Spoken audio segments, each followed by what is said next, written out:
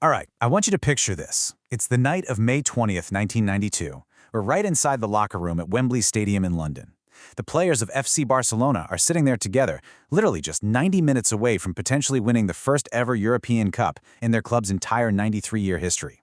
As you can imagine, the tension is just palpable.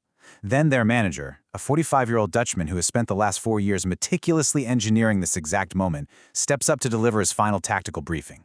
Now, he doesn't give some long, drawn-out speech. He doesn't draw complex, confusing diagrams on a whiteboard. Instead, he just gives a simple, four-word instruction. He says, "Salid y disfrutadlo." Go out and enjoy it. That manager? That was Johan Cruyff. And exactly 2 hours after he spoke those words, Barcelona finally lifted the trophy that had been eluding them for nearly a century. But today, in this explainer, we aren't just here to talk about a single cup run. We're going to unpack a much bolder thesis. We're arguing that Johan Cruyff is the single most influential figure in modern football history. As you'll see, his true greatness isn't measured just by the shiny trophies he won, but by how he fundamentally and structurally re-engineered the entire sport. Okay, let's dive right into this. To prove this bold claim, our roadmap for today covers 5 key areas. We'll start with the Cruyff argument, move to the ultimate fluid player, then building the dream team, rewiring La Masia, and finally, we'll look at the living legacy. So, kicking things off with part 1, the Cruyff argument and how we actually measure greatness. Which brings us right into part 2, the ultimate fluid player, starting with Ajax in the 1960s. To really grasp his massive impact and to understand why true greatness is measured by structural changes rather than just medals, we have to look back at his youth at Ajax in Amsterdam during the 1960s. See, Cruyff was a working-class kid who poured his absolutely entire being into the club's academy after losing his father at a very young age. He was famously demanding. He was constantly arguing with his coaches about spacing and positioning. Very quickly, he became the operational brain on the pitch. He possessed an intellect that was about to meet its perfect tactical match, total football. Now, in this system, traditional fixed roles were completely dissolved, and players had to rotate fluidly. It's basically a giant puzzle shifting at 100 miles an hour. And while manager Rinus Michels gets the credit for theorizing this system, a concept this incredibly complex needs someone on the field with the spatial intelligence to actually organize it in real time. That was Cruyff. His lightning-fast decision-making, reading the structure of the game half a second before anyone else even processed it, is what made total football actually functional. Now, here's a really fascinating detail. In 1970, Cruyff actually missed a warm-up, and his usual number 9 shirt was taken. So he just grabbed the number 14 shirt instead. Now, you have to remember, at the time, starting players wore 1 through 11. 14 was strictly meant for a substitute. But Cruyff just kept it. It became this radical, highly visible declaration that he was a fluid player. He wasn't confined to any traditional fixed position on the pitch. He was an entirely new kind of footballer. By 1973, that brilliantly fluid player arrived at FC Barcelona for a world record transfer fee. And his impact? It was immediate. He led the team to an absolutely historic 5-0 victory away at Real Madrid's Bernabeu. And he secured Barcelona's first league title in 14 long years. But his time there was also about something deeper. It was about deep cultural integration. For instance, under the centralizing policies of the Franco regime at the time, registering a Catalan name was strictly forbidden. Yet, Cruyff defied state registry laws by neutrally insisting on the exact name his family chose, opting to register his son Jordi at the Dutch consulate instead. That specific act really solidified him not just as a hired star, but as a deeply integrated figure in Catalan culture. Moving right along to part 3, building the dream team, and his return as a manager. So, after spending some wilderness years playing in the United States and Rotterdam, years that actually secretly taught him how to coach and how to observe the game from the outside, Cruyff returned to Barcelona in 1988 as their manager. But he wasn't inheriting a stable environment, far from it. The club was in absolute chaos. Literally right before he arrived, the entire first team gathered at a hotel in what became known as the Hesperia Mutiny, signing a letter demanding the club president's resignation. It was a massive institutional crisis. But, politically speaking, this mutiny actually gave Cruyff the perfect cover. It allowed him to completely gut the rebellious, broken squad and rebuild the team entirely in his own image, right from day one. And he instituted a totally revolutionary transfer strategy to do it. Instead of just buying established, famous stars for their reputation, he bought specific profiles tailored exclusively to fit his tactical puzzle. For example, he signed Ronald Koeman because his system specifically needed a defender who could pass the ball like a midfielder. Even more radically, he went down to the youth teams and promoted a skinny, kind of slow teenager simply because the boy had supreme game intelligence. That teenager's name was Pep Guardiola.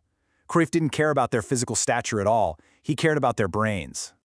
This calculated approach to squad building moved fast. Hired amidst that huge crisis in 1988, Cruyff spent the next 2 years perfectly fitting his players together. By 1991, they had won Barcelona's first league title in 6 years.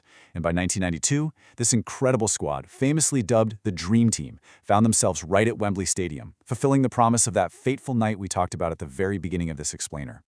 Let's move to part 4, rewiring La Masia and his massive structural reform. You know, Cruyff's absolute most important and lasting decision wasn't actually made on the pitch. It was made inside an old 17th century farmhouse located next to the stadium, which was used as the club's youth academy, La Masia. Before 1988, European scouting generally operated on a very simple rule: prioritize tall, strong, and physically developed youths. But Cruyff brought in a massive paradigm shift. He flipped the standard model completely upside down. He ordered the scouts to prioritize small, highly technical kids who had supreme game intelligence. Cruyff firmly believed that physical maturity would naturally come over a decade, but you couldn't teach a physically imposing 13-year-old how to think brilliantly if they hadn't already learned it. So he established absolute, non-negotiable rules for this new La Masia. First, technical ability over physical size, always. Second, every single age group from the 7-year-olds all the way up to the reserves had to play the exact same tactical system as the first team. This meant that when a player was eventually promoted, they didn't have to learn a whole new style. And third, the rondo, which is a small-sided possession game where players have to keep the ball away from defenders in the middle, became the daily core methodology. It wasn't just a fun warm-up. It was a rigorous tool for constant, rapid problem-solving. It was literally teaching kids to think half a second faster than their opponents. The payoff for this massive systemic change wasn't immediate, but man, when it arrived, it was undeniable. The reform happens in 1988. By 1991, they bring in an undersized 11-year-old named Xavi. In 2000, they sign a tiny 13-year-old from Argentina named Lionel Messi. Fast forward to 2010, and the Spanish national team wins the World Cup using a core of players directly produced by this exact academy. Cruyff's decision in 1988 quite literally built the greatest teams of the 21st century. To put this into perspective, 1.40 meters. That is how tall Lionel Messi was when he arrived at Barcelona at 13 years old. He was severely undersized, to the point where he actually required expensive hormone treatments. Under the pre-1988 scouting criteria of almost any club in Europe, a player of that size would have been instantly rejected, no question.